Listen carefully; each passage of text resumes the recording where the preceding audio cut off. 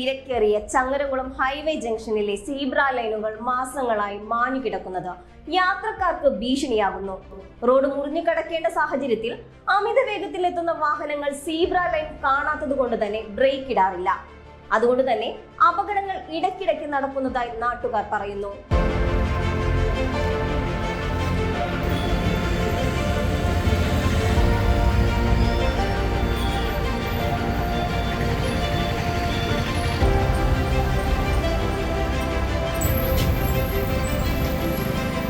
യാത്രക്കാർ അപകടത്തിൽ നിന്നും തലനാരിഴയ്ക്ക് രക്ഷപ്പെടുന്ന സാഹചര്യം പതിവായതോടെ നാട്ടുകാർ ആശങ്കയിലാണ്.